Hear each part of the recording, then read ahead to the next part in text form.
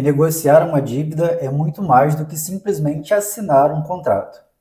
Pode até parecer que é simples e seu gerente pode tentar te convencer disso, mas a partir do momento em que você faz uma renegociação de uma dívida, você pode estar dando muito mais força a esse contrato para que o banco leve você à justiça fazendo a cobrança do que você está devendo. Muito prazer, meu nome é Marcos Paulo Prudência, sou especialista em direito negocial e imobiliário e hoje eu estou aqui para te contar quais são os dois principais erros que todo empresário comete quando vai renegociar uma dívida. E bom, a primeira coisa que você tem que entender é que nem toda dívida pode ser executada imediatamente na justiça. Ou seja, nem toda dívida vai gerar imediatamente a penhora dos seus bens, a penhora da sua conta, do seu salário, seja lá qual for a sua fonte de renda. Mas a partir do momento em que você faz uma renegociação, isso pode sim acontecer.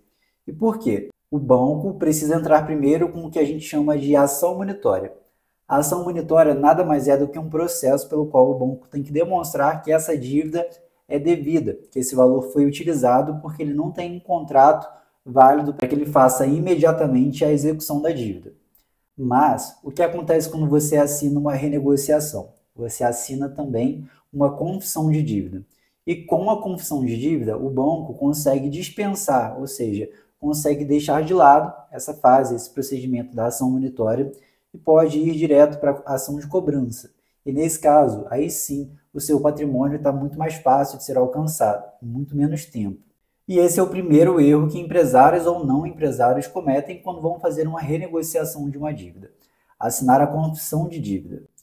A partir do momento em que você faz essa assinatura, você permite que o banco economize muito tempo. Se antes ele teria que entrar com uma ação monitória demonstrando que você utilizou aquele dinheiro, agora ele já tem uma confissão sua dizendo que você utilizou sim e que você confessa que deve aquela quantia. Ou seja, ele pode entrar direto como uma ação de execução. Nessa ação de execução, você pode sim ter os valores da sua conta bloqueados, você pode ter a penhora de bens móveis e imóveis, enfim. O prejuízo que você pode sofrer pode ser gigante. Agora, o segundo grande erro que muita gente comete quando vai fazer uma renegociação é colocar algum bem em garantia.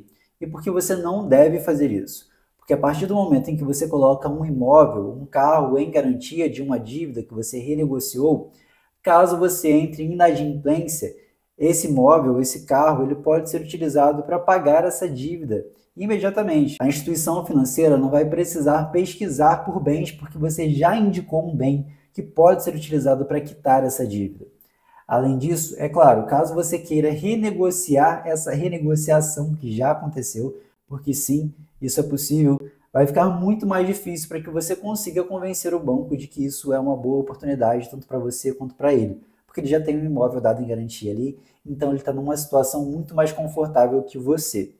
É por isso mesmo que se você quer encontrar o máximo de desconto possível em uma negociação bancária, você não pode nunca colocar um bem em garantia, a não ser, é claro, que isso seja parte do seu contrato, como por exemplo no caso de um financiamento de imóvel, no caso de um financiamento de um carro, em que colocar o veículo ou o imóvel em garantia é parte do próprio negócio, não tem como fugir disso. Muito bem, esses são os dois principais erros que a maior parte dos empresários e não empresários cometem quando vão renegociar uma dívida com uma instituição financeira.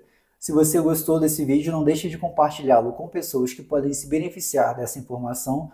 Toda semana tem vídeo novo por aqui falando sobre direito bancário, direito imobiliário.